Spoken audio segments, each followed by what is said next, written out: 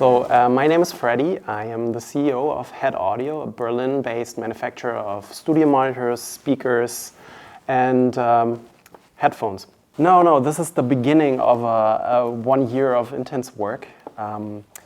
We are kind of known for our signature technology, which is the air motion transformer. It's a tweeter design that we applied in a lot of different speaker models, not just at HEDD, but also in our previous company, Darko.Audio. And for a long time, probably like 10 years ago, we were starting to think about the possibility of building a headphone based on the air motion transformer technology. But back in the days, we didn't really have this kind of mindset to sit down and approach the project because things were more complicated back then. There were a lot of different products to take care of. And when we started this company in 2015, it created the kind of mindset, starting a brand from scratch, thinking about what we could do now with less weight. And that's kind of the beginning of the idea of creating a headphone that is exclusively based on the air motion transformer. So the first thing we did was basically build a big tweeter with slightly deeper folds and wider folds. And we just basically put that into an MDF frame. We ripped apart like some random headphone, stole away the ear pads and attached it somehow. And then we would just listen and see what it does. And it was, kind of the defining moment of the project, because only this thing with it's like 2 kilos or something, had such an amazing bass response.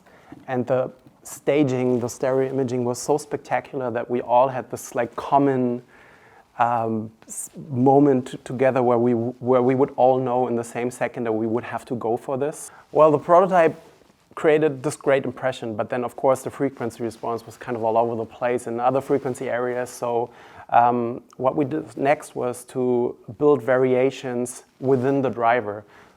Not like a classic AMT driver where all the folds have the exact same geometry, but making it more complex, finding spots within the drivers where we would vary with the width and the depth between the folds. So it became like a more variable, more complex version of the traditional air motion transformer. And 5, 10, 15, 20 revisions later, we had it at this point where we would be happy with the frequency response and would be very, very happy with the way it would sound.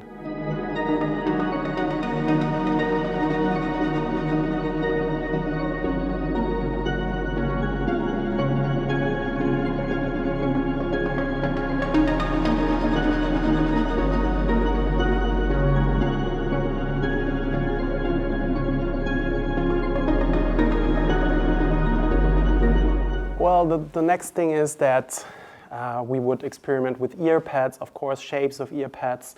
And also really, really crucial for the sound of this is that the distance between your ear and the driver has to be right. The headphone is, as you can see, a little bit on the bulky side, but that's a direct result of going for the best possible stereo imaging. And so this is one thing we spent a lot of time with. The headband obviously is something we spent a lot of time with, because a diaphragm that is used in an air motion transformer headphone is really, really big. And in order to move it, you need a lot of magnetic flux. So magnets, weight, this is probably not the lightest headphone on the market. And if you know that, of course, you have to take a lot of care about finding the right headband and designing it in a way that it distributes the weight properly.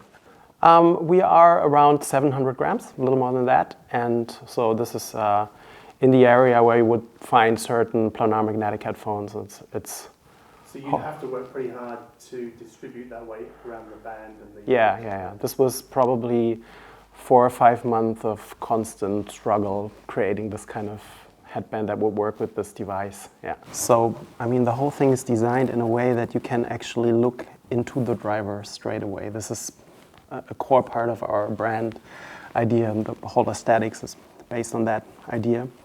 And so you would see a little bit of the yellow diaphragm in the background, which I think is very beautiful. And then you see we left like a little gap in the middle. This is, in my opinion, also very important. Roughly speaking, between your ear and the driver, we have around 12 millimeters, which is quite a lot. And you see that it's kind of thick.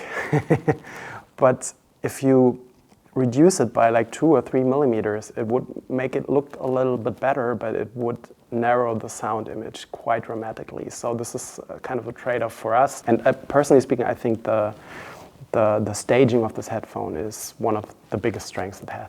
So in Europe, we expect this thing to sell for around 1,700 euros, including VAT.